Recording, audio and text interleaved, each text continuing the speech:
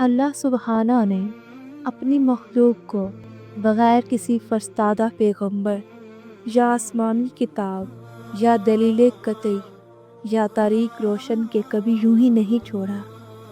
ایسے رسول جنہیں تعداد کی کمی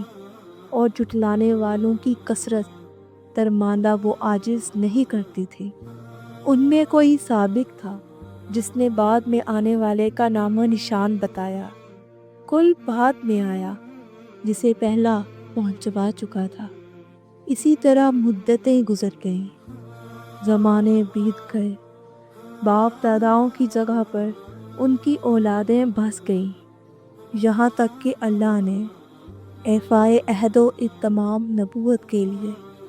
محمد صلی اللہ علیہ وآلہ وسلم کو مبعوث کیا، جن کے متعلق نبیوں سے عہد و پیمان لیا جا چکا تھا، جن کے علاماتی ظہور مشہور محل و ولادت مبارک و مسعود تھا۔ اس وقت زمین پر بسنے والوں کے مسلک جدا جدا اور خواہشیں متفرق و پروپیگنڈا اور راہیں الگ الگ تھی، یوں کہ کچھ اللہ کو مخلوق سے تشبیہ دیتے، کچھ اس کے ناموں کو بگاڑ دیتے، کچھ اسے چھوڑ کر اوروں کی طرف اشارہ کرتے تھے۔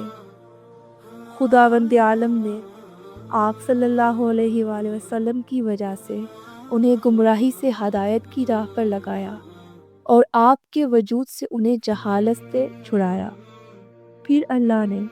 محمد صلی اللہ علیہ وآلہ وسلم کو اپنے لقاء وقوف کے لیے چنا، اپنے خاص انعامات آپ کے لیے پسند فرمائے اور دائے دنیا کی بدگماش سے آپ کو بلند تر سمجھا اور ذمتوں سے گھری ہوئی جگہ سے آپ کے رخ کو موڑا اور دنیا سے باعزت آپ کو اٹھا لیا۔ حضرت تم میں اسی طرح کی چیز چھوڑ گئے جو انبیاء اپنی امتوں میں چھوڑتے چلے آئے ہیں، اس لیے کہ وہ طریق، وضاحت، وہ نشان قائم کیے، وہ ہے جو ہی بے قید و بند انہیں نہیں چھوڑتے تھے۔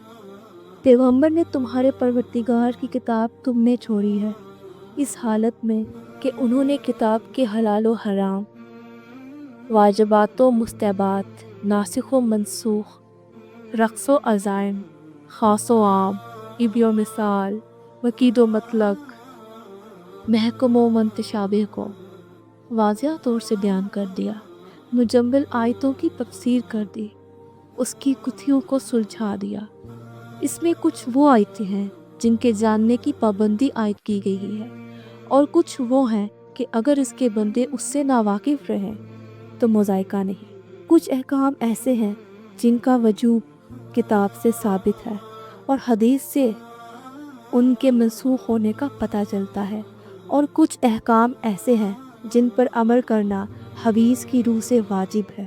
لیکن کتاب میں ان کے ترک کی اجازت ہے۔ اس کتاب میں بعض واجبات ایسے ہیں جن کا وجوب وقت سے وابستہ ہے اور زمانہ آئندہ میں ان کا وجوب برطرف ہو جاتا ہے۔ قرآن کے محرمات میں بھی تفریق ہے، کچھ کبیرہ ہے جن کے لیے آتش جہنم کی دھمکیاں ہیں،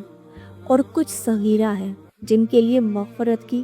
توقعات پیدا کی گئی ہیں۔ کچھ اعمال ایسے ہیں جن کا تھوڑا سا بھی حصہ مقبول ہے اور زیادہ سے زیادہ اضافے کی گنجائش رکھی ہے۔